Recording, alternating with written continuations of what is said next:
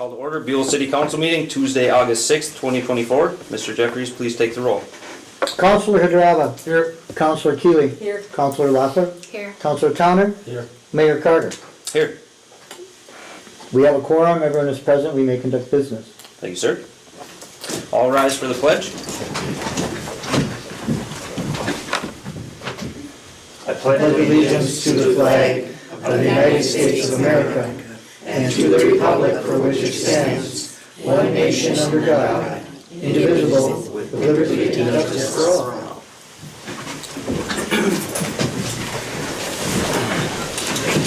Thank you, everyone. Mr. Jeffries, do we have any changes to the agenda as presented? We do not. Thank you, sir. Do we have a motion to approve the agenda? I'll motion. Thank you. I'll second. Thank you. Any discussion? Hearing none. Those in favor say aye. Aye. Those opposed? Agenda is approved. Reports from department heads. Mr. Jeffries. Thank you, Mayor Carter.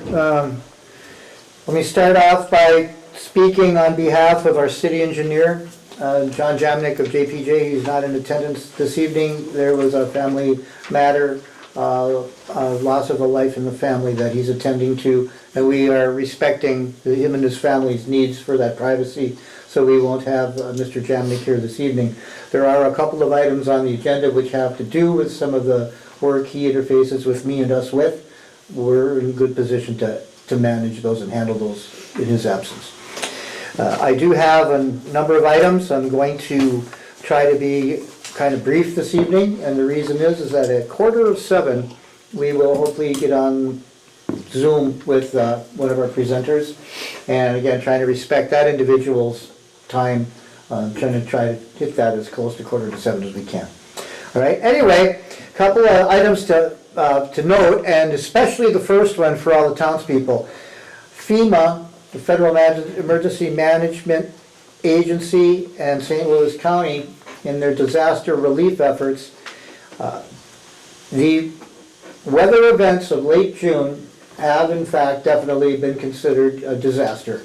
And as such, we as a city are taking certain steps and certain things we may have coming or can have come our way. But it's very important for everybody out there. There may be relief if you have had structural damage to your property as a result of flooding. If you have, you are urged to contact the St. Louis County Assessor's Office at 218-471-7147, and they will lead you through the process that will determine whether, as an individual property owner, you may be eligible for any structural damage sustained from flooding. We here have additional information for folks if they'd like, but we're going to lead you to the St. Louis County Assessor's Office at 218-471-7147. You also can find this information if you go online under St. Louis County, find the Assessor's Office. You will see a red information bar that on the page that sticks out at you that says information for property owners affected by recent storms and flooding. That'll lead you to another information bar that'll give you the same information as if you call them. So don't hesitate to get a hold of them to see if in fact there is relief available to you. Please note that this is for the flooding and rain events. It is not for anything hail related that may or may not have come up, and it will not include any damage to landscaping, gardens, retaining walls, or the like. It has to be structural in real estate buildings. Okay? Thank you. Next, you may or may not have noticed, but Paul Bunyan Communications is in fact wrapping up their work that they've been doing for the last several weeks, and our fiber optic installation is pretty complete, so it should be all back to normal by next week for sure. Looks pretty much there already now. So that project's done and in the books.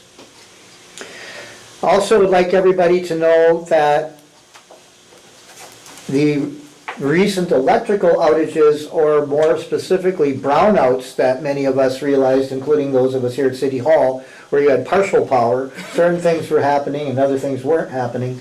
This was all on MinPower's end of it, through issues they had with their equipment.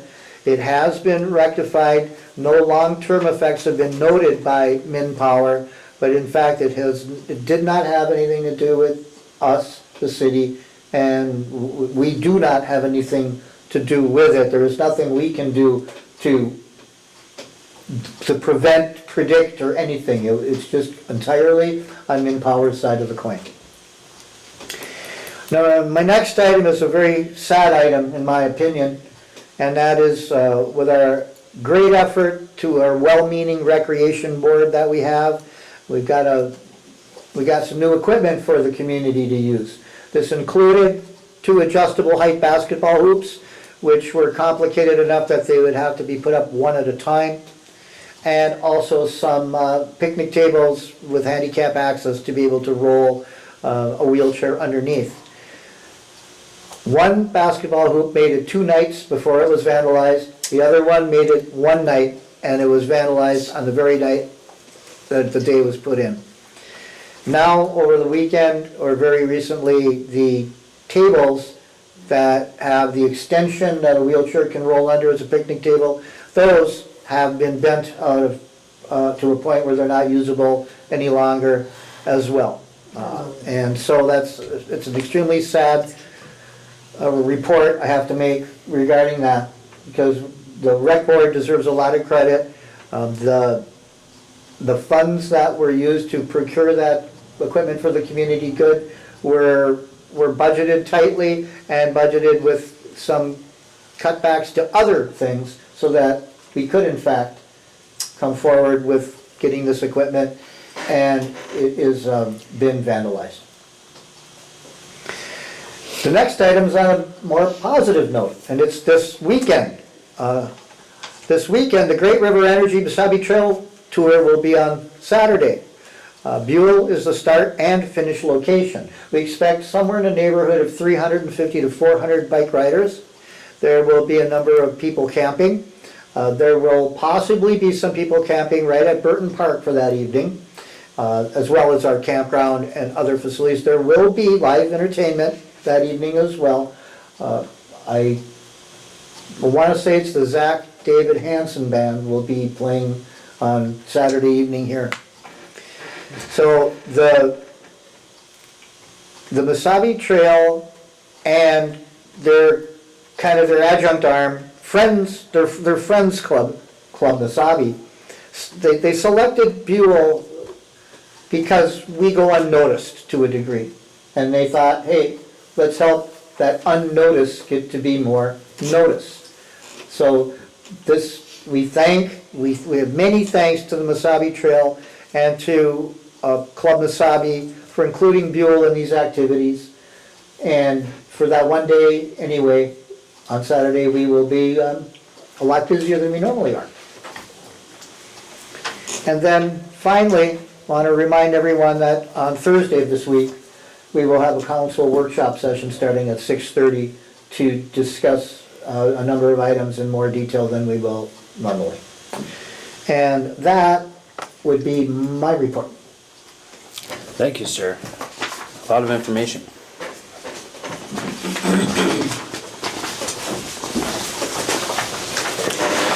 Okay, moving on to Citizens Forum. Anybody wish to speak tonight?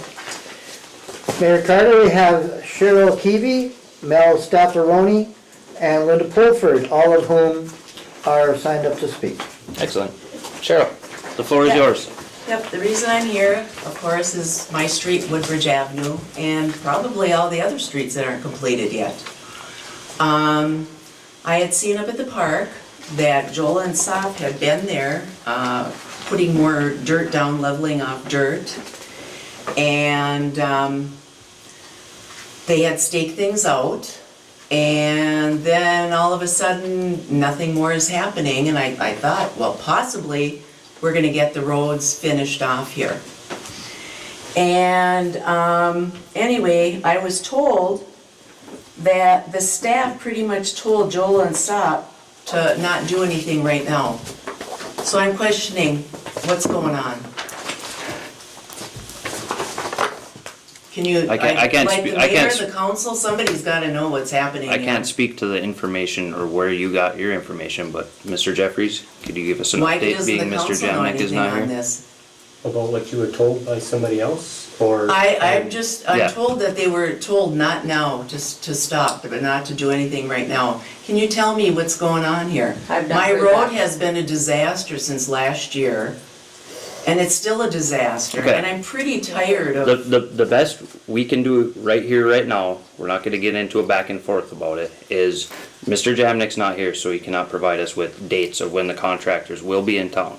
Mr. well, Jeffries, do you have that information? And telling them to stop Well, at that first of all, time? is that true? Yes, that's Again, true. that, we That's can't the speak first I on heard. that, yeah. We're not- Okay, but we don't have we were the answer told yet. that it was somebody from the city, Well, not that's- Jamnik. We can't speak Not on that heard. information. Can Mr. anybody Jeffries? answer I that? am don't just Is as anybody much sitting up waiting to here? hear from later, because I thought Mr. Jamnik might be here. That's- yeah. But I expected to get an answer from him a little bit later, but if he's Mm. not, hopefully he has shared it with you, but in the minutes or in the meeting, are we talking about that? Mayor Carter, Yes, sir. council, public. This is absolutely the first that it's ever hit my ears, and in absolutely no way would we ever consider telling the contractor, don't go forward. Good. Okay, that's all I wanted to know, because I'm tired of waiting for this road to be done. I'd like to know when it's gonna be done. Now, if I, And not only mine, there's many others up by the park, Clinks Way, you've got a lot of, No, Areas that and the need- whole town feels the exact same way. and We all Mayor do. Carter, if I may, and Cheryl, for your edifice also, the work that Joel and Sop had done most recently was kind of a little bit above and beyond, because what actually happened was it straightened out that block of Jefferson Street coming up to Roberts and Memorial that had had a little bit of a sway in it. And collectively, it was decided it was a pretty darn good idea to straighten it out, and that's what they did. Regarding the remainder of the work, I can speak in generalities, and it's no different than last meeting or last month or whatever. The rain of April and May has got everybody way behind. And the issue right now remains, when is the paving contractor able to mobilize? I do not have that specific date available. well, what does that mean when they have staked out the roads? When they put the stakes in, doesn't that usually mean that they would be coming not long after that if they've got the road staked out? And my understanding, when you do blue top staking, which is it's usually 2 weeks or less. And I know it's Right. been about that And, now. and it's been 2 weeks now, because I walked past there when they were doing the work and leveling things out. That was in July. And actually, I think July 15th was the date, and it was used because of the rain reason. We have not really had that much rain since. So No, I we've had guess I nothing. walked that too and want to know, I was hoping to hear a date that they were actually gonna call us. I get why you're upset, because I am too. I mean, that needs to We all get are. done. Everybody is. But this has been a year now that they put us off. And Yeah, but why they do we didn't put keep- us off. They were told not to continue No. with the No, they were road told to be last year done. so we could fix the curb and gutter, that's what they were told last year. Now, that was in June of last year, which they were supposed to come at the end of the year last year and finish us up. And then they said we were right in the beginning this time, so they just keep putting us off. And I think it's time that we get a little tougher with them and say, we want you here, or give us a date. They keep, July 15th, I thought we were gonna be done. That was Excuse me, one but meeting. last year they did have a date. They had June, But we had to get the curb and gutter, we got that money, we had to wait for that money last year to put those curb and gutters in that are up there.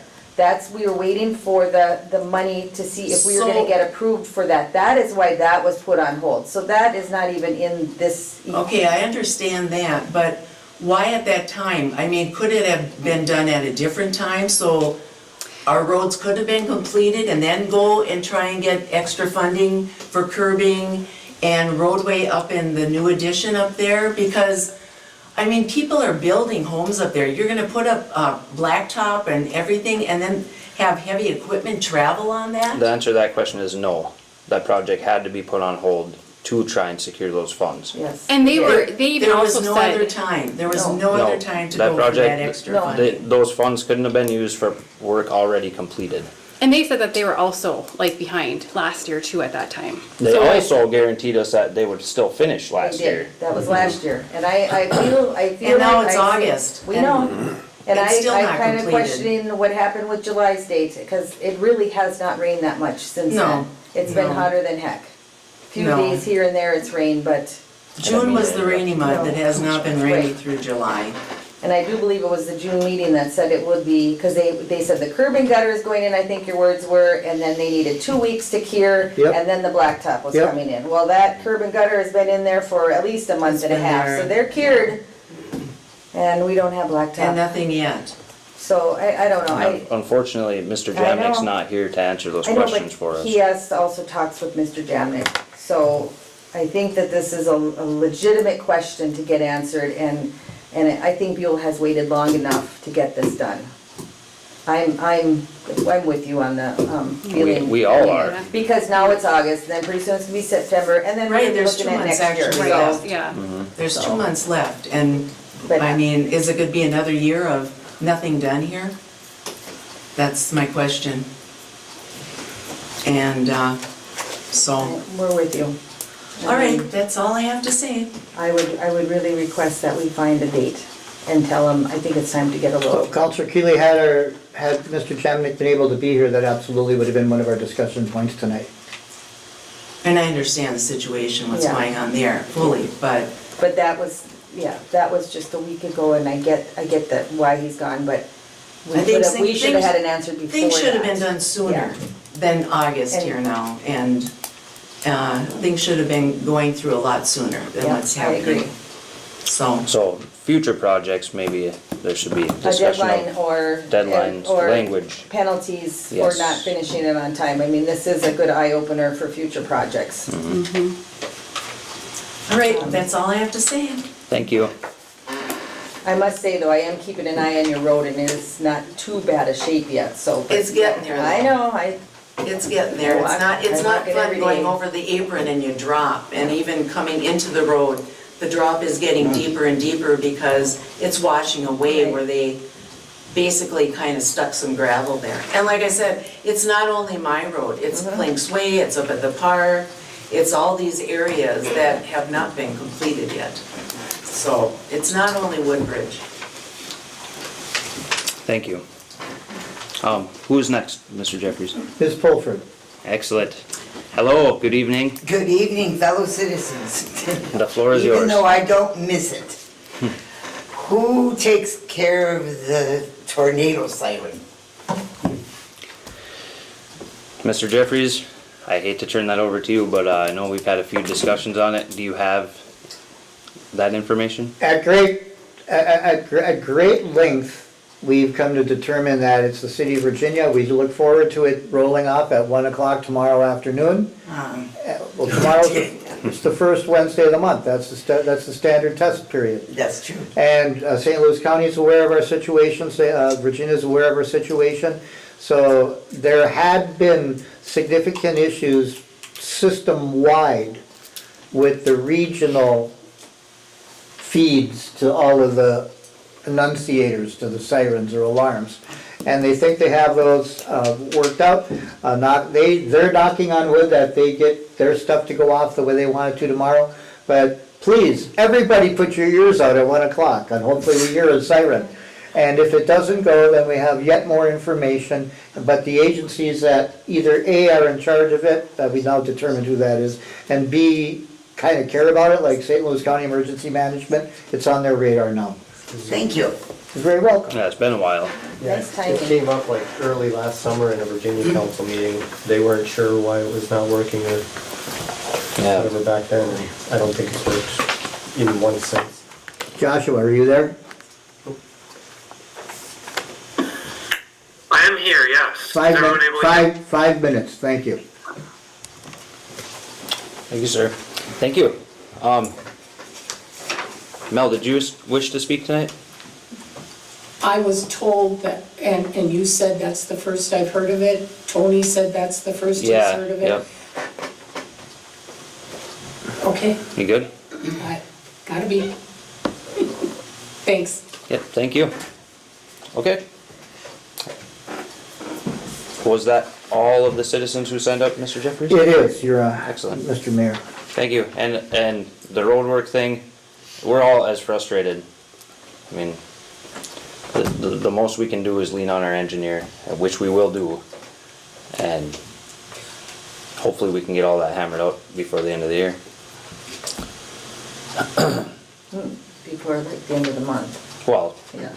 2 weeks ago would have been nice, but As soon as possible. Yeah. we'll get after it. Yeah.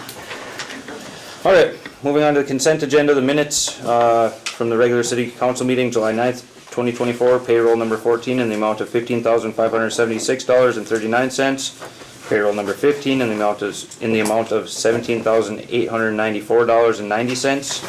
Payroll number 7 in the amount of $2,350. Accounts payable number 1 in the amount of $86,069.61.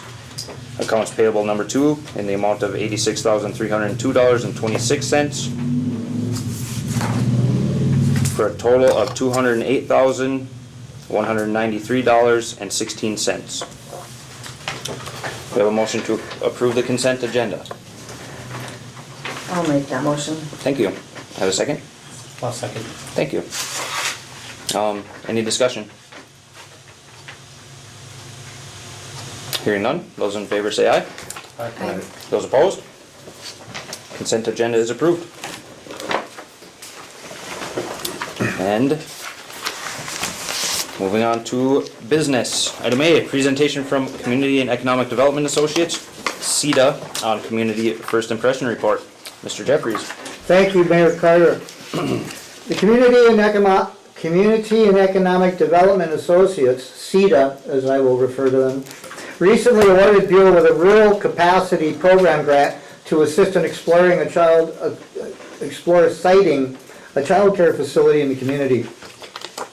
CEDA works with cities, counties, organizations, and small businesses to help them be proactive and strategic about their development and aspirations.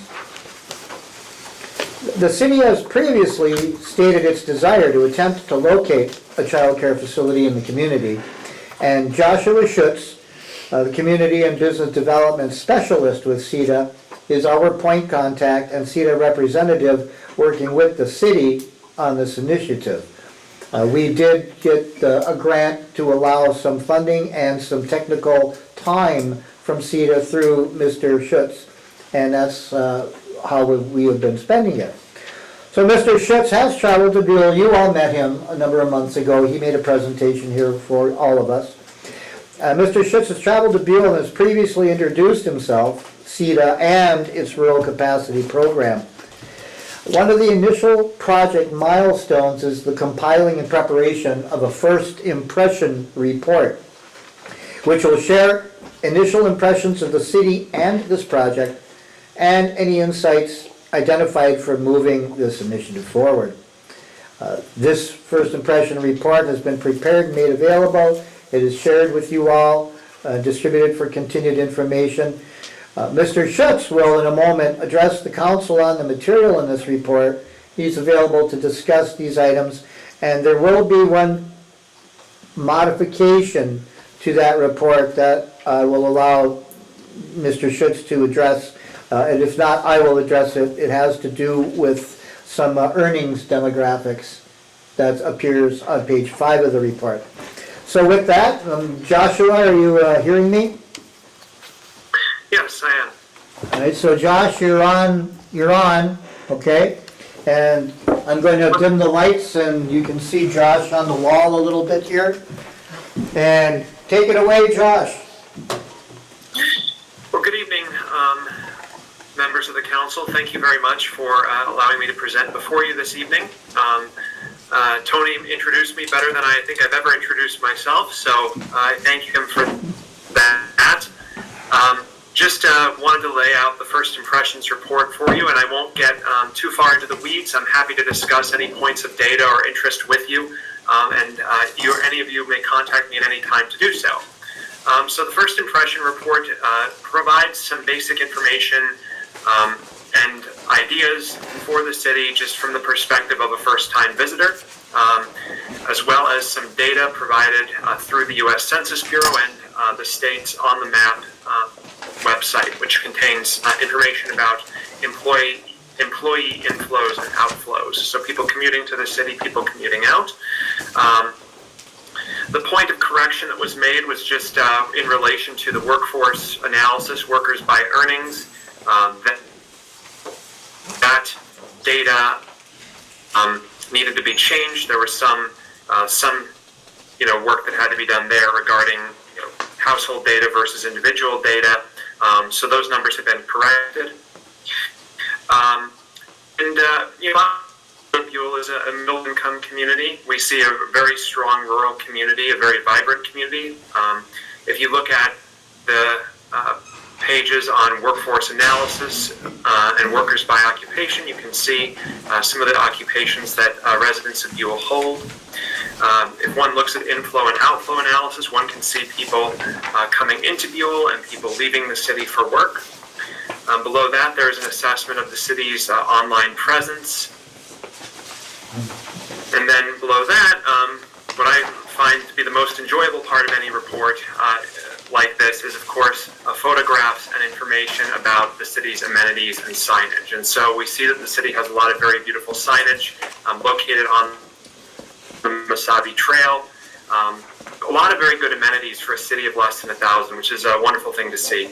Joshua? And some information about, yes. Are you able to share your screen with the report by any chance? We don't have it in everybody's hands here. I don't know if you have it quick to throw up on screen.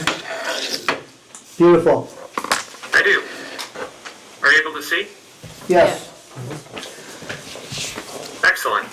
So I was able to take some photographs during my trip to Buhl. It did rain a little bit and was quite overcast during that time, so I thank Tony for helping me obtain some photos when it was a little bit nicer out, so we can put together a good report for you. And then we, of course, have the section on housing, indicating a high rate of home ownership, as well as median home value and rent rates. I will caution, the median home value is not the same as what the median sale price in a community is. Obviously, that is typically higher because not everyone who owns a home in Buhl is selling their home at any given time. We see here information about the school districts and child care. Of course, the city has a shortage of childcare, and that's very common for communities in greater Minnesota, and that's of course why we're working with you on this rural capacity program. We of course have a page about services, healthcare, utilities, and the library. I got the chance to tour your library building during my time there. It's very beautiful and a very, very wonderful amenity for the community. I think a lot of small communities would love to have a library like that.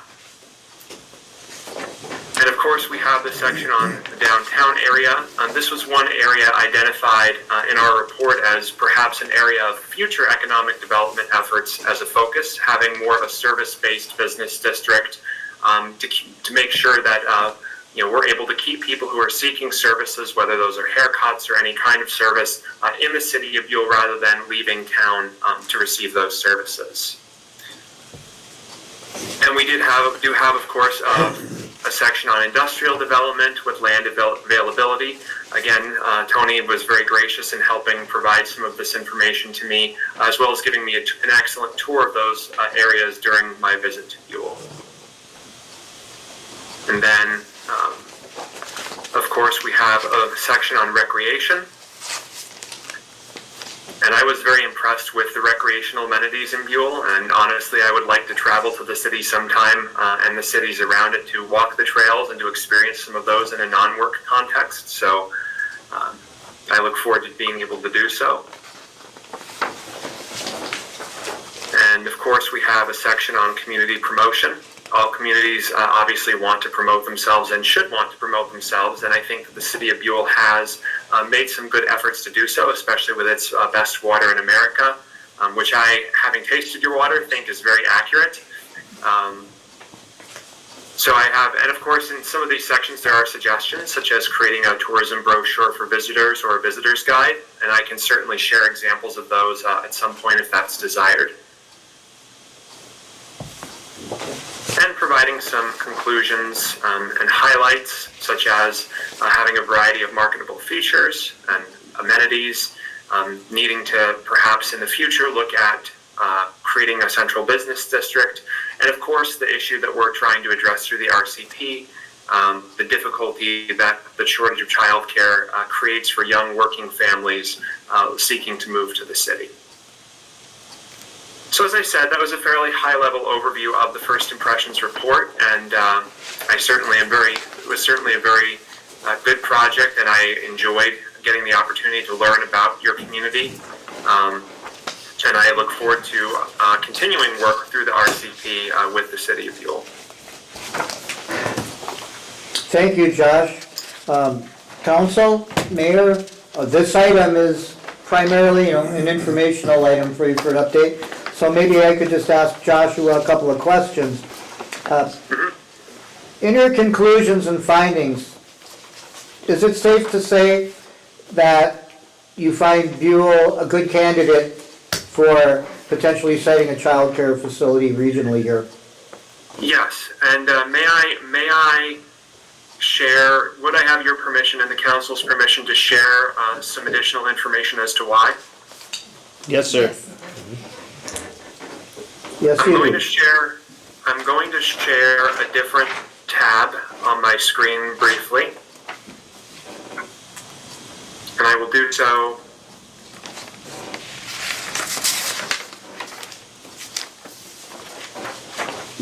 So this is Google Maps, and I'm going to go to the City of Buhl.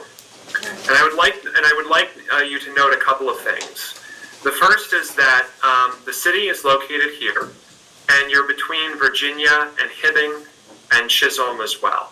So there are a number of larger communities around the City of Buhl that themselves suffer from child care shortages. St. Louis County suffers from a child care shortage and has lost child care slots over the last couple of decades, with an acceleration in the early 2020s due to the COVID-19 pandemic.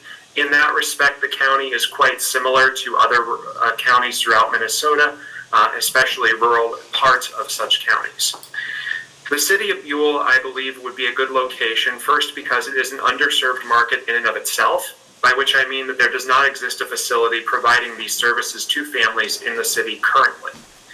Secondly, for residents of Virginia, Chisholm, or Hibbing who are commuting to or from work in one or more of those communities, the city is a relatively central location.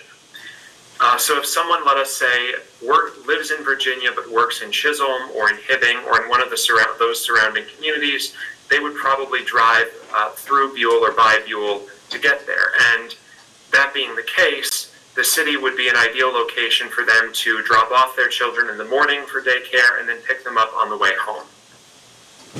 That does happen in many other communities where a city between two towns where there's a larger workforce ends up being a station for child care.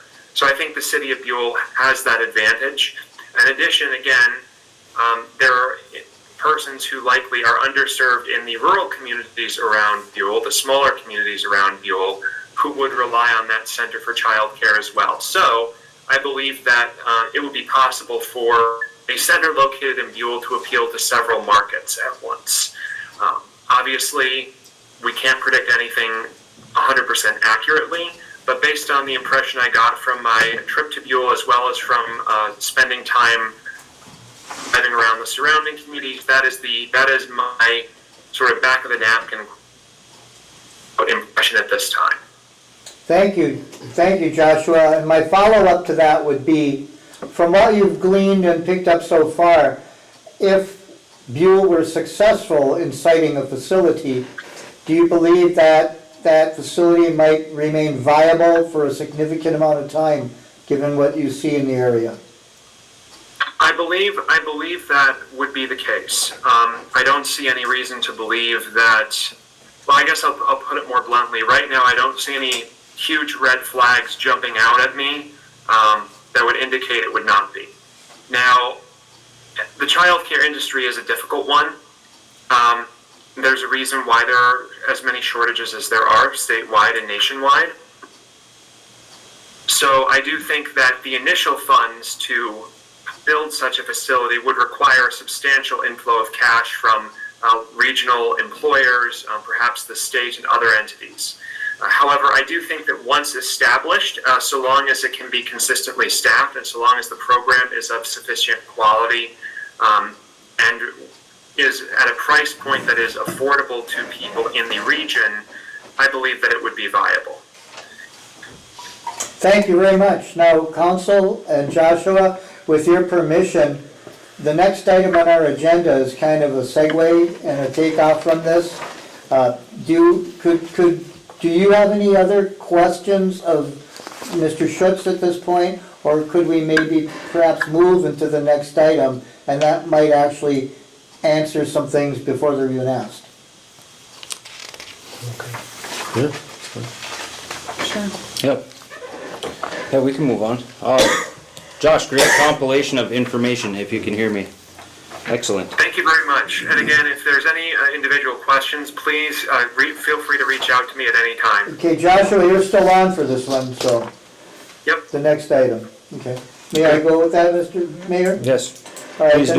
the next item on the agenda that Mr. Schutz is involved in here will be to consider approving the Community and Economic Development Associates, CEDA, Buhl, Minnesota Child Care Feasibility Study Analysis and executing CEDA Rural Capacity Program request for awarded funds, okay? So, you know that CEDA has been assisting us through a grant that we received exploring siting the facility. You know about Mr. Schutz's involvement in the project, including his findings and conclusions in the first impression report that he just highlighted. And he has suggested that the city consider a child care feasibility study and analysis, and that the city apply for additional grant funding to assist this effort. CEDA's current rural capacity program includes initiatives with other potential grant funds available for eligible products related to several economic development areas. So between us, staff and CEDA have identified a potential community partner to further these initiatives. The aforementioned child care feasibility study will provide valuable information regarding the potential viability of such a partnership. CEDA staff has prepared an application for Compure Financial's Rural Feasibility Study Grant to assist with funding this feasibility study. Additional funding will be needed to complete the study, and that funding can come from funds awarded to the city through the existing RCP that we have with CEDA. Therefore, 3 requests are being made of the council. 1, to approve conducting the feasibility study. 2, to submit the prepared application to Compure Financial. And 3, to request that RCP funds from CEDA to fund the remainder of the study. Of course, staff recommendation here will be to approve conducting the study, to approve submitting an application for Compure's Rural Feasibility Study Grant, and to request funding through the RCP to support it.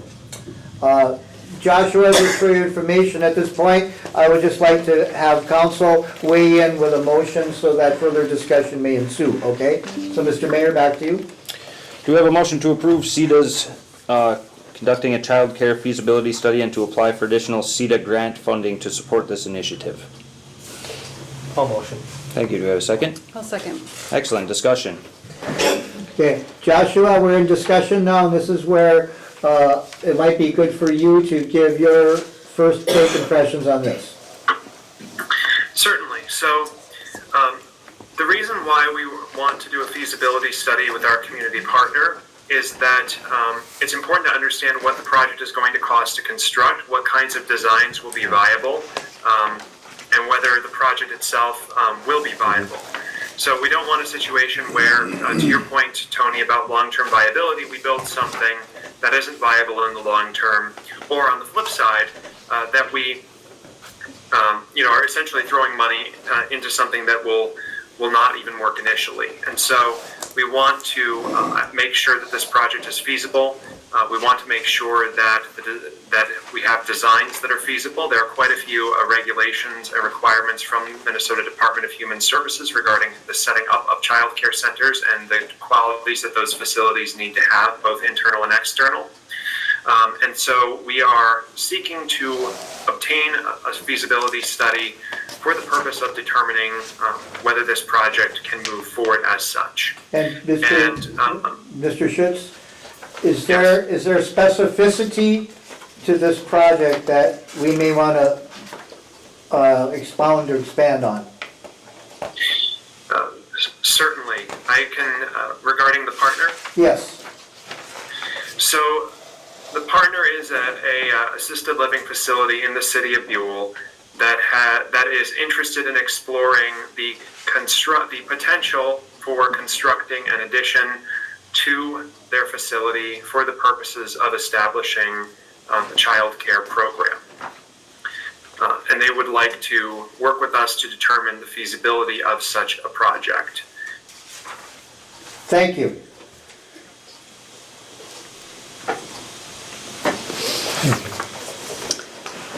I would just say while everyone's thinking, this is very satisfying and exciting to me. The partnering that we speak of, it may not be the very first time it's ever happened, but it's on the cutting edge. And if it works, the model might be a model that could live for a long time and actually aid citizens and residents of young ages and not so young ages simultaneously. I know you had noted it in here about the research, but I also have had researched it prior, and it is there is research that shows that having an elderly and a child together is a good thing. Mm-hmm. So.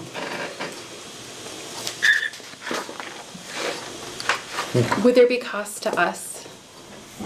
The question, Joshua, is would there be cost to us? Let me try that first. We don't know yet, Councilor Loeffler. As usual, my approach, if I'm involved in the project, would be to try to leverage as much non-city funding as possible. But I think it's too early. We don't have the feasibility study. We don't know capital costs. We don't know investment amount, if any, or how much from the partner. There are just too many other questions without data yet. However, the goal would be to provide as much service to the project as the city can, but burden the residents' tax base as little as possible to help it come to fruition. But what we're approving today would currently be still covered by what we already have acquired and what we're reaching out for with this other. That's correct, Councilor Towner. Yeah, that's correct. So this step isn't a cost, but we'd find out if there would be a cost down the road. And there are many different ways that might be able to be approached. I won't even bring them up now, but let's just say there's more than one approach to it that could be discussed should we get to that point in the process. Yeah, I mean, like, as mentioned in the report, there's so many agencies around here that are, I think, willing and ready to throw money at childcare in this area. Absolutely. I would assume that we wouldn't be, it wouldn't be a difficult process to get money thrown at. No, we wouldn't be alone in it, that's for sure. This step going forward, we wouldn't be spending city money on. Right, and I would also, if I may, suggest that this approach that we are taking, I think, is a more substantial approach. It is a sizable number of youth in the capacity we're looking at of children, and it's a sizable sized facility, which I think inherently makes it more attractive, more meaningful, more eligible, let's say, for assistance from other agencies as well. Because the end result will be a child facility that's much bigger than Buhl. It's for the region. And it's a significant investment where agencies or organizations willing to throw money at those sorts of things, a more significant project is more likely to get funds thrown at it. Would agree. So, I know this If I may is, add one thing, I would say that having a sizable facility can aid in the recruitment of new residents as well. Good point, thank you. so you look outside of the box after this, if we were to get the funding and if we were to approve this, who runs this, would run this? Being that it's onto their business and built onto their business, where does the city fall in that, if they do it all? Councillor Keeley, at this point, Mr. Schutz, please correct me if I misspeak here. At this point, we're certainly looking at private operation, not city operation of the facility. So That is correct, yes. it's more or less the city partnering to help them get this started Okay. as a benefit to the community and surrounding communities. The whole region. Yeah. And at this point, this step, This, there is no cost no cost. Right. to the city. Just get the information and Yep. go from there. Get the ball rolling. Yep, at least look into it. I mean, it doesn't hurt to look. No, it doesn't. Right. And it's a great idea. Great idea. Excellent. We have a motion in support, or? We have a motion and support. Josh, do you have anything further to add? Any more information?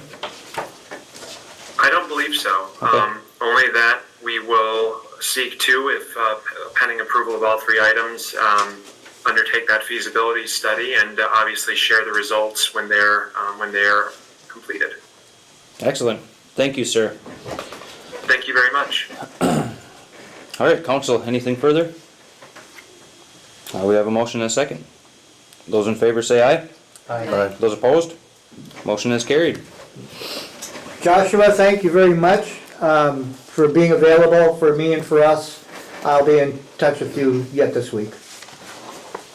Wonderful. Thank you very much, Tony, and thank you, members of the council, for letting me speak before you tonight. Thank you, Josh. Thank you. Thank you. Very good. Excellent. Childcare would be awesome. Everybody I know with younger, especially younger children, there's nothing. There's nowhere, and these Well, there's families, waiting lists. there is, and families are struggling because of it. And in today's economy, both parents have to work to be able to afford anything, and when there's no childcare, what do you do? Right. Yeah, and that would be a few more jobs in town. It would be, yes. And I know this is after the fact. Do you think he did any studies with people in Buhl? Did he go around and ask people individually, talk to them, or did he just look at all of our beauty? We have a I lot would- of it. We talked with several folks on the street when he was here for the entire day. We lunched at a local business, and he did not hesitate in speaking with anybody that was out and about. I don't believe any door knocking occurred, and I would have been surprised if there would have been any. Mesmerized by the beauty he was. That's a pretty good compilation of information, though. It is actually. Yeah. I'm sure there's a website where you can click on a few things and gather it, but to put it together like this is very nice. And I would be moving forward unless there's opposition to making it available on the website. Excellent. Good idea. Thank you, sir. He didn't, I don't think he mentioned it this time, but last time he was here, he mentioned that this information we can use for any purpose we like. Excellent, yeah, Whether that's it's using it excellent. to apply for grants or whatever, which that alone makes it useful. Yep.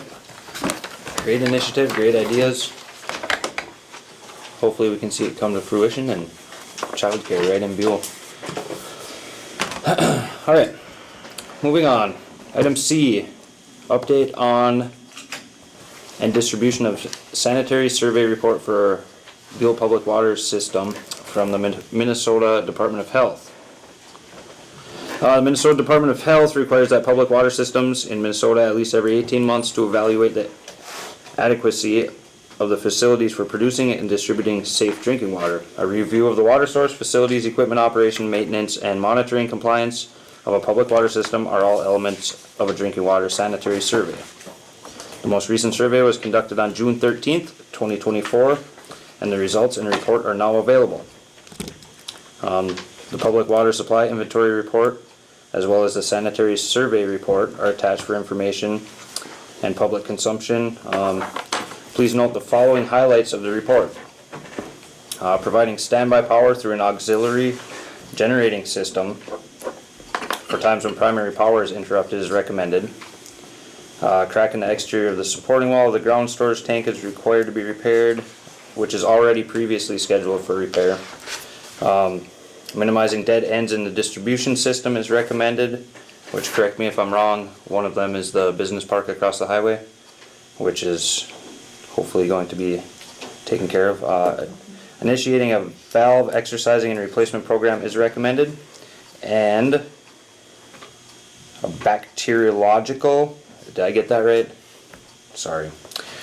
Results and chlorine residuals at 6 independent sampling locations were non-existent or non-detectable for coliform bacteria, E. coli, free chlorine, and total residual chlorine, which is excellent. I would assume the chlorine stuff is what would be detected if chlorine was added to our water source, correct? That's primarily, that would measure the dosage rate, but there is water supplies that have naturally occurring Natural, chlorine okay, as well. okay. Excellent.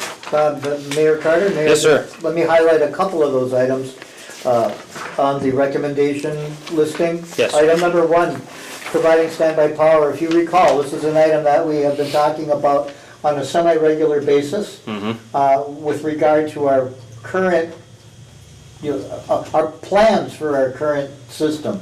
And the plans we had here was a 3-phase grant approach for getting standby power generator. One was to get the equipment itself.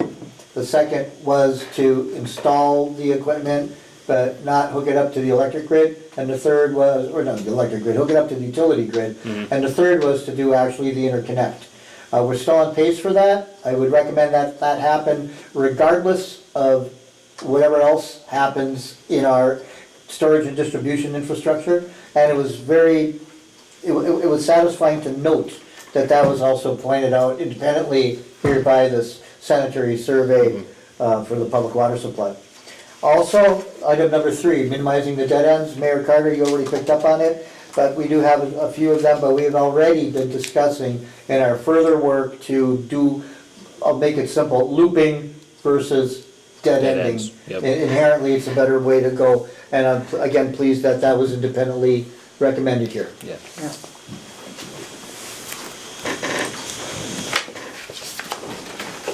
And this will be available to the public. And this we can make available on the website as well. Excellent, thank you. I'm pretty proud of our water here, so. That, the valve exercising, is that something that the guys here can do, or is that something that we could have Minnesota Rural Water come and help with? There would be an in-house type of an exercise, Counselor Keeley. Basically what it gets at is that if a valve has an expected useful life of 25 years or whatever, you better like open and close it once a year, once every couple of years, or else it usually has a shorter life. And a good way to approach it would be with the existing lead and copper inventory that we're just finishing up and going to be sending off this next week to the state. There are places in that database that can also allow for an inventory listing of valves, let's say, and other stuff, and give a place where you could put dates in, when's the last time it was open and shut, exercised. So I would not see Min Rural Water being part of that. I see that being a long-term, ongoing program through our Public Works Department. And, sorry for making assumptions, but I would assume that Public Works has an idea of what valves are where, and They should. probably, They should all be documented, and then they should also be inventoried, like he says, of when it was done, and when it needs to be done again. I think it's every couple of years that it needs to be done, the valves. Oh, yeah, valves So have to be worked. have they done it? I don't know, but it would be something that, it does say to make a plan, so Yeah, we should make a plan. I'd bet the farm that those boys already have some Yeah. sort of program in place. It may not be documented, and Right. that's why But you this is should, there. you know, because down the road, they're not going to be here, so the next person that comes in needs to know when it was last. Absolutely. and there's a couple of other things that kind of tie in, and that includes like how much are they in terms of assets to the city? And that would depend on the age of, well, let's keep it simple, valves. How, the age of the valve, you know, it's worth 100% when it's new, it's got a depreciation life on it, and the older it gets, the less asset value it has. So that aids in the city's asset valuation, which ultimately turns out to what the insurance premium for our property and casualty damage coverages are.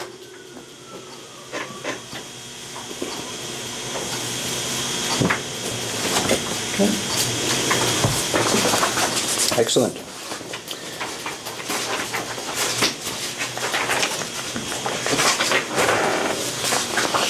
Every 18 months this is performed? That's correct. Okay.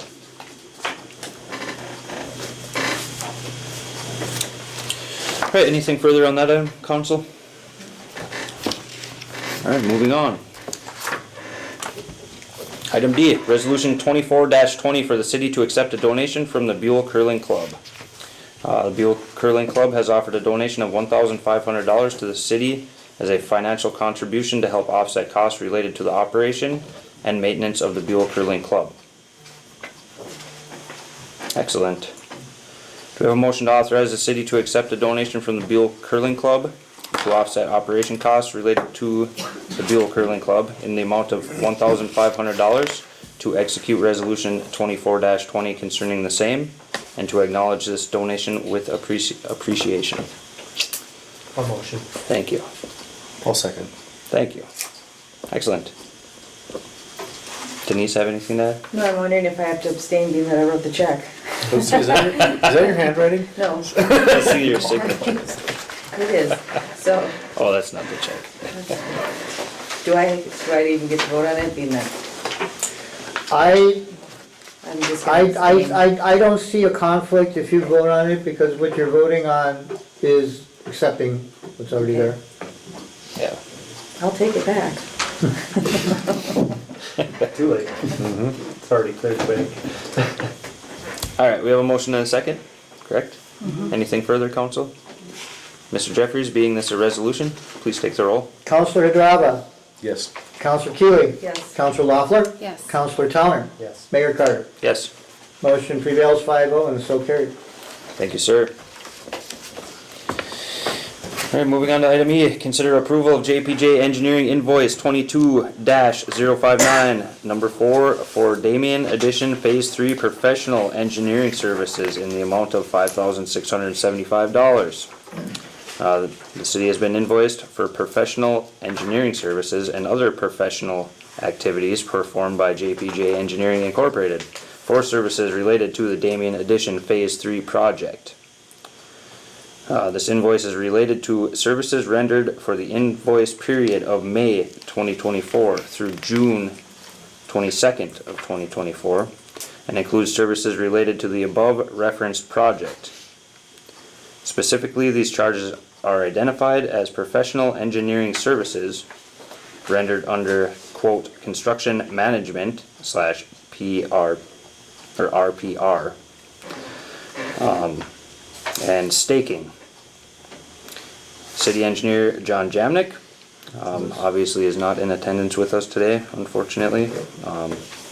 Staff's recommendation is to remit to JPJ Engineering Incorporated invoice number 4 for professional services related to project 22-059 in the amount of $5,675 upon validation of the service performed. We have a motion to approve payment of invoice number 4 for project number 22-059 to JPJ Engineering in the amount of $5,675. A motion. Thank you. Do we have a second? I'll second. Excellent discussion. This still leaves more yet to be paid since there's more yet to be done, correct? That's correct. Okay. And then since the staking is for what we call the blue tops for the final paving, and the construction management / RPR is their on-site inspector and observer, and the work they have been doing to continue to coordinate the project. What have they been observing? Nobody's paving. Right. This is hard to really say yes to when we're. Nothing's happening. Nothing's Right. happening. They put stakes in the ground. I mean, It says in your staking, The so bird's that's- but the staking then, That's only a the portion blacktop of was it. supposed to happen and. They have to redo. I don't know, this was May through June 22nd, this invoice. The staking happened after June 22nd, if I'm, So that, and then this, let me say then, Councillor Keely, that this was more also in relation to the staking for the curb elevations. And the curbs have been poured and placed since, during this period of time. so, like I know we said earlier before, when we have to put, maybe some deadlines on it, maybe we need to push this a little bit too with the engineer. I mean, it doesn't, I don't feel, and I understand where he is and why he's not here tonight, but again, I think there should have been conversations before a week and a half ago about where we were. And I'm There hearing have there been, was, Councillor Keely. and, Well, I can't speak for the engineer, I can't speak for a consulting engineer, I can't speak for the construction companies. But I can only speak for, yes, on a regular basis, conversations would happen between myself and the engineer regarding where are we, when, so, okay, I still feel like I'm left out here.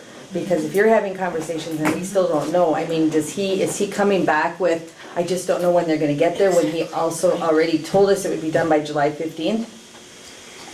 That's what was told to us. We're in the dark. And so, I'm feeling, is anybody else feeling the way I am? I mean, right now, I just feel like there had to be conversations. What is the holdup right now? Yep. Right now? the availability of paving contractors for the 2 months of backlog that they had because they couldn't work in May and June. But we shouldn't have been on a backlog because we should have been first on the list. They did staking, From- they should have been coming. I don't, And that's what he said, that we would be first on the list. yeah, I feel like we have empty promises. I know, we can shake our head, you know. Councilor Keely, I guess I I'm don't know frustrated. I guess I don't know where this role comes into Well, play. you here. have I can't you have affect- more conversations with him than we do. So I'm just trying to get out of you what you guys talk about, so, this has to be an issue. It is. It is an issue. Okay. I think the only way that's gonna get resolved is if JPJ is here and we have that conversation, which we've had for the last how many years now about the projects in town.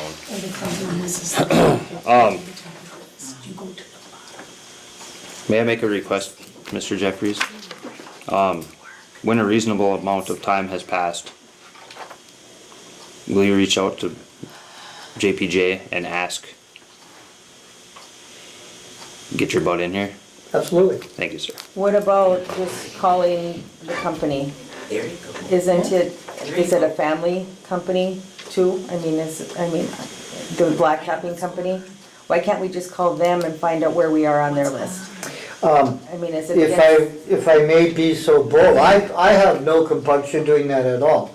Whether or not it's the appropriate thing to do by going past the project manager, by going past the general contractor to get to one of the specialty subcontractors, I'll just mention that some might consider that to be not. Inappropriate. Yeah, if you will. Yeah. But I don't know. personally, I have absolutely no compunction giving those folks a call. We don't wanna take them off because we don't need this delayed anymore, but I just feel like they keep leaving us out. I mean, they keep giving us a date. Yeah, I will. So every time we get I'll a throw it date, out a you're limb at a little it. bit and say, when they came and they did the straightening of the Jefferson Street corridor there, I was very hopeful that right on the back end of that, more equipment would be rolling into town. Yep. And it didn't come rolling into town. Every day I drive that road and walk it, just hoping. The stakes are all knocked over and run over and, So that was useless. Now, the good news with that is they're staked into the roadbed, so they should be easy to just, I have a burning question, please. Mr. Mayor. Who pays these, everybody? Does the city of Buhl pay them to do this work? The engineer? The engineer, yeah. Yes, we all as taxpayers pay that bill, Okay. all of us. Then we should have some say-so. We should, well, again, Jamnik is not here today, and if it's council's will, we can, this can be set aside, can it not? Who is the blacktopping contractor? We don't know that. Not Joel and Saab. Well, I personally don't know that. Like, again, it's the chain of command Well, I don't through, know, Tony, do you know who it is? I think I do. Okay, as long as you know who it is, would you tell them Who who the contractor is that does the blacktopping? Yeah. I understand your that question, doesn't- I understand your It's not a question. secret. I just wanna caveat it by saying, I am not the project manager, the city of Oh. Buell's not the project manager, nor are they the general contractor. no. So therefore, I believe it's Masaba Bituminous. Bituminous is usually who it is. That's who they had in the past. Oh. That's who they've always had. So who is that's how their that boss works. besides the taxpayers? What's that? I'm sorry. Who's their boss besides the taxpayers? Our engineering company? No, Bituminous, St. Louis County? Who owns it? Oh, Bituminous. She's asking who owns the Saba Bituminous. It's a private business. We work with our engineering company. They're the project management. The city deals with them. They deal with all the contractors below that. Well, somebody needs accountability. JPJ needs to He's come here. trying to be And he needs courteous to to be paid, the he engineer, does. because he is But- the And project. this was Well, you just in can't, June, but we you do don't have go to- over the project engineer, because what's gonna Probably have to happen maybe is look at the next one. Masaba Bituminous is gonna say, we'll But put I you don't- I back don't on the think we bottom can. of I the think list, this and is you're gonna the wait legal another 3 months responsible. out of respect for the engineer. So, Same thing happens at Benchmark every day. all right. Thank you. Okay, we have a motion and a second. Obviously, this is a heated topic, and the only resolve to that is to have JPJ in the room, lay it on the table, and figure out how to move forward from that. Right now, we can't do that. We have a Right. meeting in 2 weeks, and hopefully Yeah. he feels up to it, and he'll have an answer. We can let him know what we talked about, probably. Or not, Next conversation, maybe express our concerns. yeah. I think, timing wise, we'll be okay with this one. It won't be too old that it'll be held open by next meeting. Oh. Council, Then, can we hold So- off then? Motion to table? Motion to table? Yeah. I made the, Or you could just fail the motion that's out on the floor. We're gonna table it. Still at the next meeting. I don't know. Or it's- you can it sounds- can- Yeah, it sounds better on my, Or you can my mind rescind, to or you can rescind, push it off than And then- say no to it. you can rescind the motion on the floor and make another motion for tabling or inaction. Right. Okay, who made- I was the one that made the motion. You made the motion? I'll rescind. And I seconded all. okay. Both those motions are rescinded, It's a motion and its support. and a support, yes. Yep. Yes. And it sounds like council's will is to table this. Do we need a motion to table? Yes. I'll motion to table. Thank I'll you. second. Have a motion and a second. Anything further? Those in favor say aye. Aye. Those opposed? Tabled. Thank you, council. Yeah, and then we'll talk more later. So, moving on to item F, consider approval of a JPJ Engineering invoice 23-207, number 1 for Buhl Business Block Professional Engineering Services in the amount of $13,600. That's a little different story than the previous one. The city has been invoiced for professional engineering services and other professional activities performed by JPJ Engineering for services related to the Buhl Business Block Development Project. This invoice is related to services rendered for the invoice period of December 2023 through April 16th of 2024 and includes services related to the above referenced project. Specifically, these charges are identified as professional engineering services rendered under engineering design and topography survey. Although these lands are owned and held by the Buhl Economic Development Authority, the City Council authorized these activities recommended by BEDA on December 5th, 2023, and has assumed control and authority over this project. Again, John is not in attendance. Recommendation, obviously, is to make the payment. Do we have a motion to approve payment of invoice number 1 for project number 23-207 to JPJ Engineering Incorporated in the amount of $13,600? All motion. Thank you. Do we have a second? I'll second. Thank you. Discussion. I mean, this one's a different project, Yeah, and a right. different situation, so I'm fine with moving ahead with this one. Yep, and this is one of the very first steps to getting that off the ground, and we saw in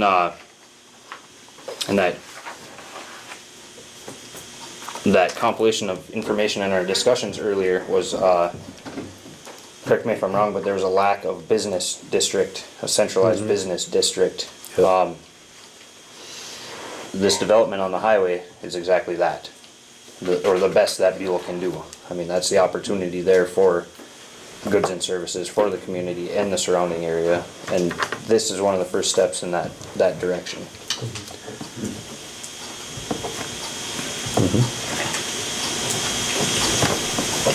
Anything further? No? We have a motion and a second. Those in favor, say aye. Aye. Aye. Those opposed? Motion carried. Thank you.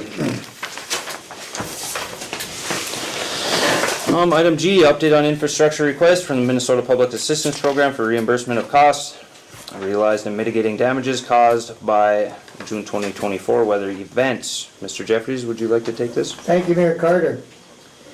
The recent severe weather events in late June 2024 resulted in damage to Whiteside Road, including a washout of the road and associated drainage culverts. So mitigation and remediation efforts were initiated immediately to continue to allow this road to be in a serviceable condition, including replacement of the aging and dilapidated corrugated steel culverts with larger polyethylene culverts, plastic, with a greater flow capacity. And those culverts probably have a life of easily 35 to 40 years. Miscellaneous minor damages were also experienced throughout the city as a result of the weather events, but no major repair or mitigation was required. These events have been declared a severe storms and flooding disaster as of June 28th, 2024. I've been working with FEMA, Federal Emergency Management Agency, and the Minnesota Division of HSEM, Homeland Security and Emergency Management, to seek potential federal and state disaster reimbursement for public infrastructure. And at this time, it appears that all costs and expenses related to these mitigation and remediation activities will be considered eligible expenses, and I anticipate that the city will receive 100% reimbursement on its actual costs of these activities. And then, as I mentioned earlier in my comments, additionally, cost recovery programs aimed at individual homes and businesses are expected to be initiated in the near future and have been. Now, I mentioned that at the beginning. So make sure you take advantage of that. But we have about 180 days or less to finalize our accounting and compiling of these mitigation and remediation costs. And we have already begun the process of being on their database in action for reimbursement. And I provide that to you for information only. There is another sheet in there that discusses the HSEM and FEMA categories of common eligible work. They clearly fit in there. And then you also have some information on the public assistance mitigation program. Thank you. Excellent. Thank you, sir. Thank you for your efforts for our community. Much appreciated. This is one that we talked about before, and I actually saw this expense on, when we were going through the audit, and it was a Jola and Sop expense for $27,500, and this was for the fixing of the culverts out there. So, the question then, I know you feel very confident that we're gonna get this 100% replaced. In the event that we don't, I mean, and not all of it, my question to you then was, would we go to BETA for this and have BETA pay for it versus the city expense out of our general fund itself? Would that be- I believe that that would be a reasonable thought to consider. I want to stress that BETA does not own that roadway, so that may or may not come into play there. Also, possibly, should this not be covered under the disaster relief, one potential avenue that might be available is in infrastructure improvement funding that we are holding, that is non-specific in nature, but geared toward infrastructure improvement, which obviously this is. So, not to try to circle your question, but I at this point, I'm not sure that 100% of that cost should be turned toward BETA, but I would like to do more thinking on that too. Just to cover the ground, in the circle that you're talking about. Yeah. You're pretty confident that that'll be a success though? As far as- At this point, I'm extremely confident it will be.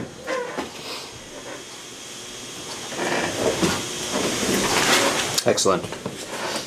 Anything further, council?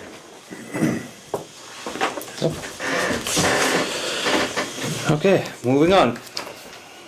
Item H, consider approval of AMI Consulting Engineers proposal to conduct a structural steel inspection and condition assessment of the Buhl Water Tower. As the city continues to evaluate options for improvements in the city water storage and distribution infrastructure, additional technical evaluation of the existing system is prudent to more completely understand the existing system's overall condition. A condition assessment of the existing elevated water storage tank was conducted in the fall of 2023. The findings and conclusions on this assessment provided to the city on January 2024. This information suggests a long remaining useful tower life. Please note that, although this was a comprehensive condition assessment, evaluation of the current structural condition of the supporting superstructure was not part of that scope.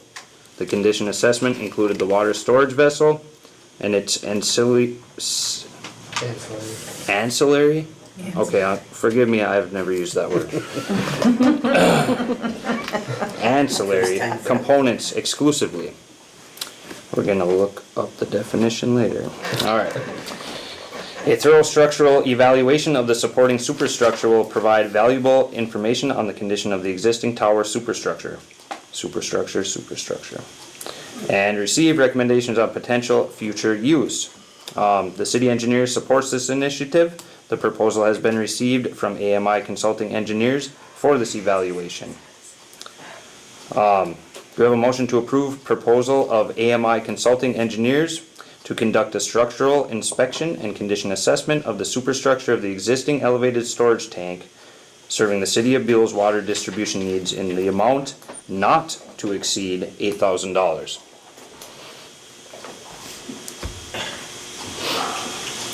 I'll motion. Thank you. We have a second. I'll second. Thank you. Discussion.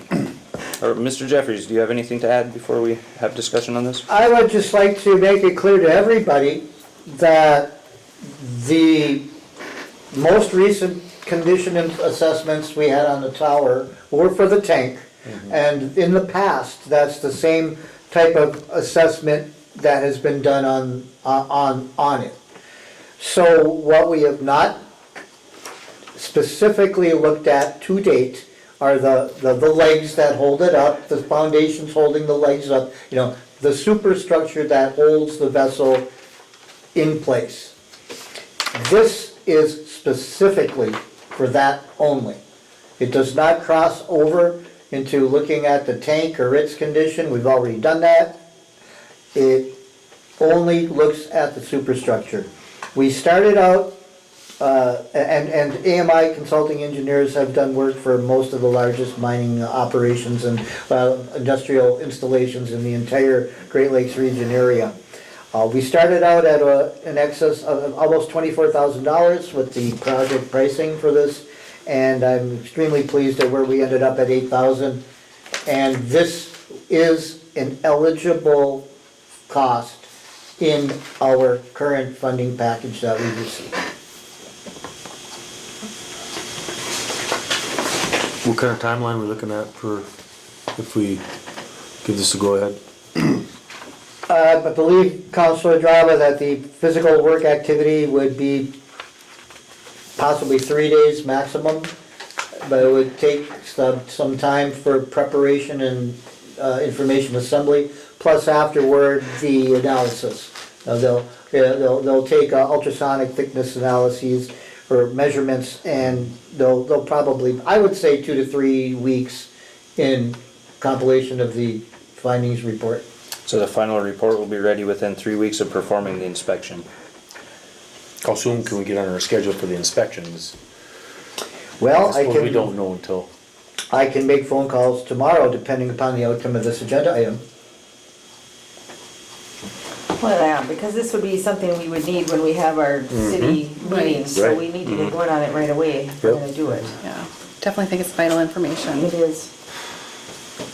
So this will visually, the scope of service, visually inspect the superstructure from the ground level, the ladder on the southwest column, and the upper platform. Perform UT measurements on all base plates, which is ultrasound, reachable gusset plates, and every 50 feet on steel members within reach. The engineer may take more frequent measurements if there are visual signs of a problem area. This is assume a 2-man crew for 1 full day, including travel time and mileage at AMI's standard rates. which is, I what was it? And then prepare the inspection. thought that the other one $1 a mile had information on outside the of structure. It had information on it, but they didn't like, take like measurements and see. Yeah, they didn't use Yeah, ultrasound The integrity of the steel to itself. measure it. It was basically the paint condition on the outside. Yeah. And a visual of the steel itself. They didn't have equipment to actually measure The integrity. thicknesses of, so when steel deteriorates, rust forms on it and that comes off and it compromises the thickness of it. So this equipment can actually measure the thickness. They can also find cracks and things. That's correct. And again, it will not be doing the tank. It will be Right. doing the stuff that holds the tank. Yes, Right. the superstructure. And I thought that he did that the last time. I mean, not the what you're saying, the in-depth part of it, but I thought he did That was some the of it. visual thing, Yeah, it like they was had the visual. pictures of the legs and Yeah. where they found. I remember him rust talking about like the ladder and like the, Yeah, the latter, Councilor Loeffler, would more accurately be considered part of the tank assembly. okay. For this, as far as the legs, this is the how you identify issues with it, with the steel. This is how you make a decision if that is sound and will remain sound. So this is absolutely necessary to make a decision on what's gonna happen with that. So, excellent, we have a motion and a second. Anything further, council? And you said this is coming out of the, it's already part of this. It's eligible for it, It's yes, eligible. definitely. Definitely. Could I ask a question? Could I ask a question on it? Okay, you're talking about before a meeting between the townspeople. Are you gonna do any checking into brand new water towers either? Is it just gonna be initially like refurbishing? I thought it was gonna be on both, like checking into new water towers and refurbishing. Yes, and well, both. this is way before any of that. This is gathering all the information on our current tower. Right, I So we have understand the actual condition of that, that. Right. and then after And that, then we're going When would you to, do checking into new water towers? when are we going to? Yeah. If you're gonna have a meeting, you'd have to have both options, wouldn't you? Did we not discuss a timeline on this, Mr. Jeffries? We did, I handed one out for consideration last meeting, and of course, in summary fashion, community meetings, to the extent that we need to continue to have them, to discuss pros, cons, pluses, minuses, but then the product that would go out, the question that would go out, two companies would be based on an updated preliminary engineering report, which would look at all options. Do nothing, replace, refurbish, etc. I think we do not have to look at the do nothing option anymore, because we know we're gonna do something. So why even spend any time on that? But yes, it will include, give us a proposal, give us pricing for refurbishment, renovation of this one, if the information determines it's a good candidate for that, and give us proposal pricing on a new construction. Both, absolutely. And how many proposals would you need for a new one? 3? At least, At at least. At least. So what timeline are you looking at then to have a public hearing for doing, for accomplishing all of that? I thought you took the schedule that we put together last month. I did. It said August through September. Yeah, it'd be good to have the RFPs out by the end of October, so we could have responses by the end of November, so we could have a contractor selection by the end of the year. So you're gonna get all that done and before a public meeting then, as far as, Possibly, if we could vote on this and move it forward, then possibly. This could make our decision. I mean, if they come back with, say, this is not fixable, then we know what our decision is. We won't even have to have Absolutely. these. Absolutely. But you need 3 of them, so this is only one. Is there other companies yeah, that you is can there do the any same other thing? companies? Don't you need more than one? It's Sure. not at This is this the cost. condition assessment, This not- is Well, just- but you gotta have 3, so, No, not No. on something Not like for this, additional you don't. assessment. Yeah, No. we didn't have 3 tank inspections. No. Now, is this company different from the one that did the tank and everything? Yeah. This is all together different. This company, AMI, is a over century-old structural engineering firm that in their lifetime have been involved with things like building Taconite Harbor, Mintac, Erie, the refinery down in Superior. You know, they have no association with water tank companies in any way at all. And water storage tanks are small peanuts for them.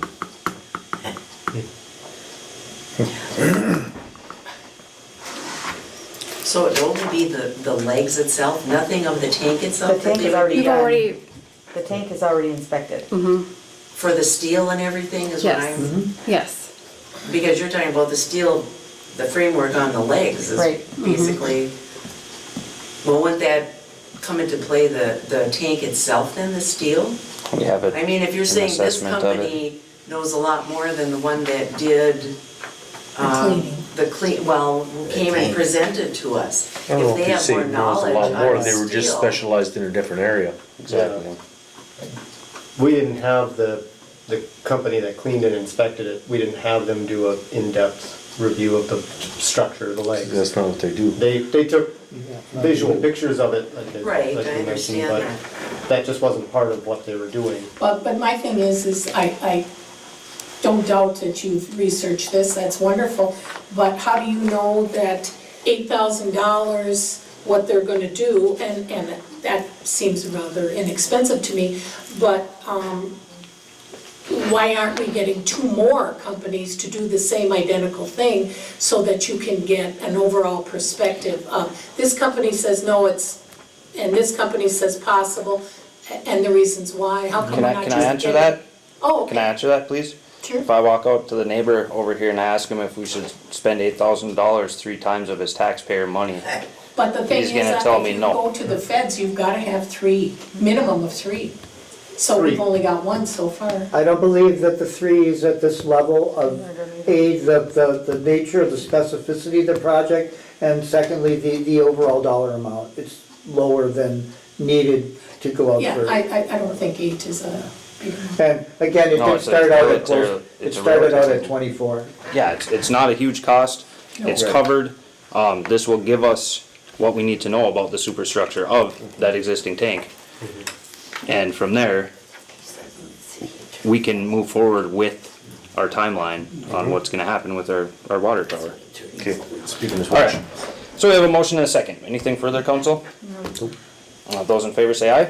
Aye. Those opposed? Motion carried. On to item I. Consider appointing various individuals as 2024 election judges. Excellent.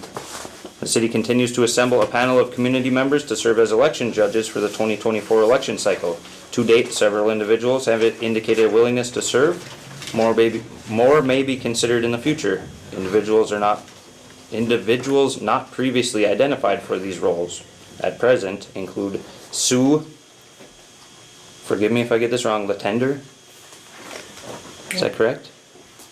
Latendre, I believe? Latendre? Okay. I'm terrible with names, and I learned a new word today. So do we have a motion to approve Sue Latendre as an election judge for the city of Buhl for the 2024 election cycle? I make that motion. Thank you. I second. Excellent, thank you. And Sue, I apologize if I butchered your name. Mr. Jeffries, where do we sit? Judges. Thanks so much to the community. We sit in robust shape. Excellent. Good news. Council, anything further? I guess I missed things last month, but do we need to approve anything about them, about Sue being, one of the, what was the Ballot board? ballot board? Do we need to approve that, or No. last month's motion kinda covered it? It does. Okay. Wanted to make sure. Good point. Thank you. Okay. All right, anything further? With nothing more, those in favor say aye. Aye. Those opposed? Motion carried. And thank you, Sue, for serving our community.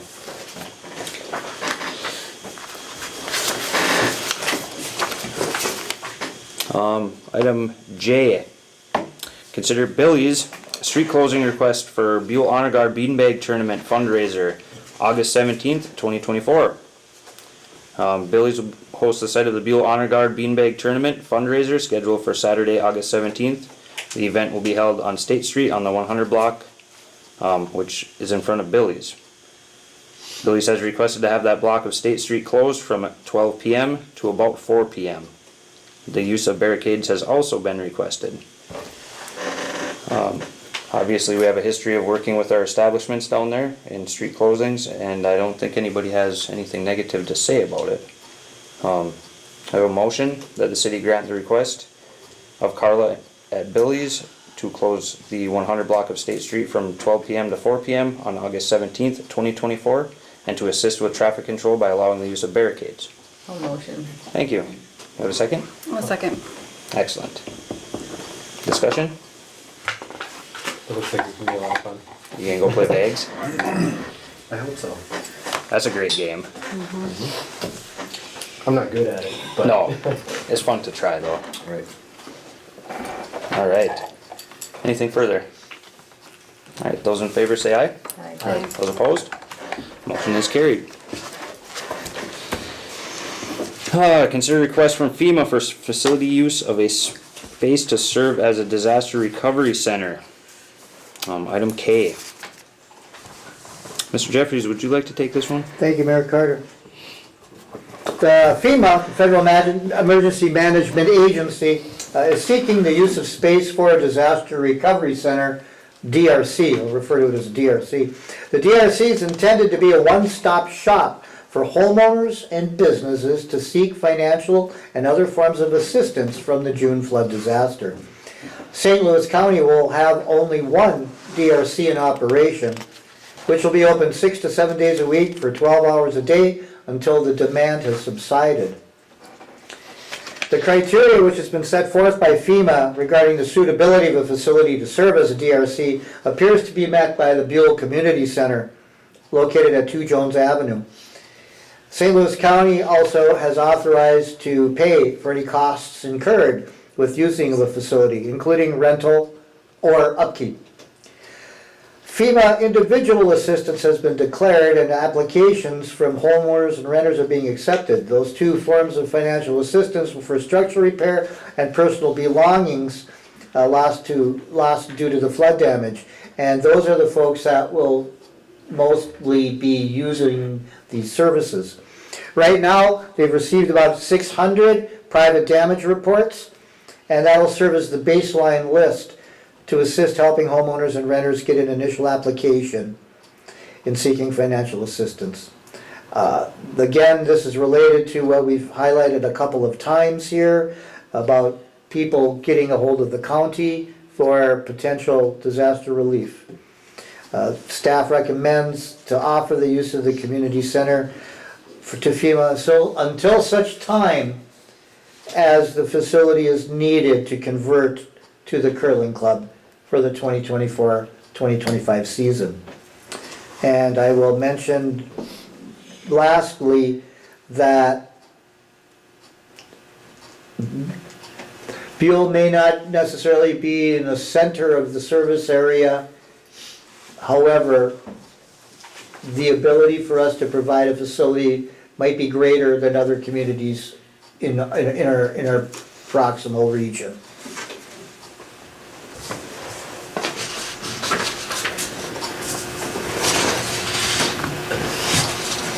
And if you vote yea, that doesn't mean they're coming for sure. It means that they will be notified, they're welcome to consider the suitability of the building for their uses. Okay. Thank you, sir. Do we have a motion to approve offering the use of the Buhl Community Center to the Federal Emergency Management Agency, FEMA, as a disaster recovery center for a period not to extend beyond October 31st, 2024? Along with this motion, we'll need amount per calendar month. I do two motions, just accept it for the discussion and then a motion for the dollar amount. From what I've learned since I put this memo out, I would suggest you could just do one motion, and then, should it become Yeah. an Follow item, up we'll with pull it one. up at next meeting. Okay. Alright, do we have a motion to approve offering the use of the Buhl Community Center to Federal Emergency Management Agency, FEMA, as a disaster recovery center for a period not to extend beyond October 31st, 2024? All motion. Thank you. We have a second? I'll second. Excellent. Discussion. Denise? Does that date suit the curling Yep. club? It does. Excellent. Kinda have to. Yeah, the plant usually turns on right in the beginning of November. If Okay. it turns on, yeah. Randy? Rec board. Oh, absolutely. This is Right after the really, Halloween. we'll postpone Halloween if we have to. I mean, based on what happened to people around here, especially like Cook, Yeah. everything else can wait. Yep. Community center, 3 times. Excellent. That's the cool. We can use my garage for the Halloween party. We We won't already- fit. We already use half the streets in town. Yeah, that's right. Excellent. Well, this is a good way for us to show our support for, like you said, for Cook and everybody Yep, who's had. absolutely. I did that. And I mean, I'm sure there are people in town here that could probably use this too, but especially Yeah. our neighbors outside of Buhl. yeah, and being fortunate enough to be able to offer that, that's awesome. So the sooner the better, Excellent. because I'm sure they could use it. Yep. Well, let's get on it, council. We have a motion and a second. Anything further? All right. All those in favor, say aye. Aye. Those opposed? Motion carried. Do we need to set them out? No, No. not until it's determined whether they're gonna utilize this or not. Excellent. I guess on that note, I mean, at most I'd be in favor of covering costs, but Oh, we'll discuss it if we get there. If FEMA wants to use it, by all means, let's work with them. This town's got a great council. Thank you, guys. I appreciate it. All right. Other business. We have none. Excellent. That means we're on to councilors' comments. This is my favorite part. Who wants to go first? Well, I don't know, it just bothers me that our new playground equipment and stuff got wrecked immediately. That stuff doesn't need to happen. No. That's ridiculous. And have a little bit of pride in your town and a little bit of tact. And if you see kids, anybody sees their friends acting like that, say something to them, you know? And I mean, they wrecked a table, it's for kids that already have a handicap to start with, you know? Yeah, they don't have Yeah. less of an area to be accessible to them. Have a little bit of, Cameras. Well, what is it? Come out of the park, and I think parents just need to talk to their kids Yeah. about exactly what you just said about the handicapped child, you know, one and, thing. yeah, They should be. they just took something away from him that was, or her, that was made for them. Right, Well, and the You know. adjustable basketball hoops, right. them lowering isn't just because we have shorter kids in town, it's, It's for, yeah, I don't know. I was hoping not to have to say anything about it after I heard about some of the damage, but I didn't know what else to do, so. And then I hate to say something like that, because we've got a lot of really good kids in town. We do. A lot, the vast majority of them, right. but, It only takes one or two, that's the problem. yeah. And then pretty soon we don't have basketball hoops. Right. Cause you make the rules for the bad ones, not the good ones. But yeah, that's all I got, I guess. Well, it also goes on to the same thing with, I mean, we have some golf carts in town that there's like little 7-year-olds driving them. Yeah. And literally, they are texting and driving these golf carts. Now, I looked it up, you have to be 16 to drive a golf cart, you have to have a license. But yet we have parents that are letting their little 7-year-olds, and Little there's kids kids on there. standing on the back of it, so there's 4 kids on these golf carts. It's wrong, it's, you know, I get it, you kids, they have to have fun and all of that, but this is not legal. So if your kid gets a ticket, I don't wanna read it on Facebook, how terrible our kids can't even have fun, they can't even ride a golf cart, you know? But they're texting, they're not obeying the stop signs, I mean, it's ridiculous, I can't believe we haven't had an accident yet. I could go on with the 4-wheelers too, you do have to be 16 and you have to carry the license to ride a 4-wheeler, Well, but you have to take the class. Yeah. You have to have a class. So, I mean, this goes on to, if you're allowing your kids to do that, what else are you allowing them to do? And is this the kind of outcome that we have with the freedom to do all of this? So, I don't know, I'm sure I'm gonna read about myself on Facebook tomorrow, but I don't really care. Front page of the newspaper. Huh? Front page of the newspaper. I mean, it's so bad when you have to stop and put your brakes on for a golf cart that a 7-year-old is driving. And so, I'm over it now. is that your comments? That is, You feel better? no, Let I me know. don't, because I'm really mad about this whole Yeah. thing with Yeah, the right? kids, and you guys spent a lot of money, we spent a lot of money We, for this. all of us. We, The public Right. works guys have been working yeah. all summer Does on everybody this know? and the new docks. And if I- That's And they really look, nice. everything looks so nice. It does. would, you know, and it's just sad. And if I could throw just one personal comment in there, right after the basketball hoops went up, there was a young girl playing and she couldn't make the ball up that high, so guess what? The hoop went down, so she could actually throw the ball up to make the basket. And a couple days later, it no longer functioned, and now it's locked in place at 10 feet high. Well, you did report it to our insurance. Did you report this to the insurance now? We're gonna get new equipment, aren't we? Will I they? don't know, a little early to tell yet, yeah. Deductible. Well, yeah, Deductibles are prorated. Yeah. Right. You're gonna get brand new ones. Can I quit? Yeah, but that doesn't justify. justify. No, not at all. No, No, it doesn't, but you're still gonna get new The ones. deductible might cost more than each hoop did, I don't know. Can I ask one question, and I know what I'm gonna hear? As far as our police coming into town, I know they're limited time, and I know the cost of them. Is there any possibility, money-wise, that they could be more here in Buhl patrolling and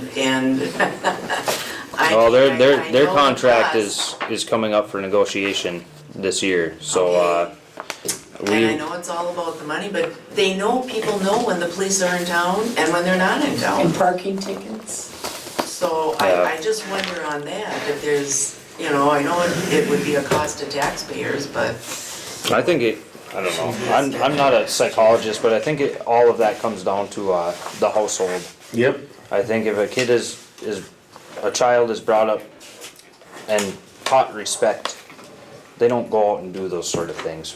I don't know, And if they I saw do- little Rosie out there graffitiing sometimes. with chocolate. Yeah, She does it in front of my house too. and things didn't used to be like that. Kids don't live in town. And if there was some riffraff, it got straightened out right away because Right. the parents knew, the good kids went home, Right. they told their parents, Bobby, Yeah, yada, or yada, just yada. called him out in the moment and say. In the moment, Why yeah. would you do that? Yeah. You know, 'cause that took, to bend that table, that took a lot of effort. Yeah, and I think a lot of that comes from the household, and more policing, more this, more that, more rules, more laws, Yeah, more, more police force wouldn't have to won't straighten that table out. It won't. They're not gonna be up there in the ballpark, Patrolling. you know. it's, it, It'll probably help with the golf cart situation, but, you know, some, but the vandalism probably not Vandalism, no. much. Yeah. no. They're not gonna be walking It's through there. something we all have to work on as a community together, households and raising children, and it's not just the parents. I have a young child, his friends are over at my house. We as parents have to set an example for the children. Takes a village. It takes a village, and children learn from adults where they look up to us, and if we're doing something we shouldn't be doing, they follow suit. And if there's when they grow up in a world where there is no punishment for doing wrong, then that's what happens. And I don't know. I think more, like I said, more laws and more policing and more of this and that, I don't think it's gonna help. I think we need to work on it ourselves in our homes and together as a community to solve that. Yep. But there's nothing you can do to make those parents become responsible. That's the tough part. Right. I don't have, if I had a solution to fix it right now, I would definitely leave it right here. I understand. I wish I did. Anybody else? I just have a, Sorry, just real quick, the rec board and youth in action group in St. Louis County, the beach blast is August 20th. from August 3 to 20th? 5. It's a Tuesday, you know, 'cause everybody's out of town on the weekends and kids are home on weekdays anyway, so usually gets pretty good turnout. There'll be games, probably raffles, hot dogs, beverages. rain, cold weather. Still had a good turnout last year. We with did, rain. it was fun. We'll make it happen, rain, sleet or snow. Yes, excellent. I'll wear my flamingo shirt. Alright, anything further, council? No? Just for mayor's comments, I just wanna give a shout out to, Mr. Dave Lislegard, who's recently selected as a League of Minnesota Cities Legislator of Distinction for 2024. Dave's done a lot for our community, and it sounds like he's no longer pursuing his office, so congratulations, Dave, and thank you from our community. You've done a lot for us. I think we do need to offer our condolences to the John Jamnick family too. I think we owe him condolences, so Mr. Jamnick, we all feel Yes. for you. Yeah, it's a very unfortunate situation. Alright, do we have a motion to adjourn? I'll motion. I guess I'll second. We have a motion and a second. Anything further, council? Those in favor say aye. Aye. Those opposed? Meeting adjourned, 8:17. See you Thursday.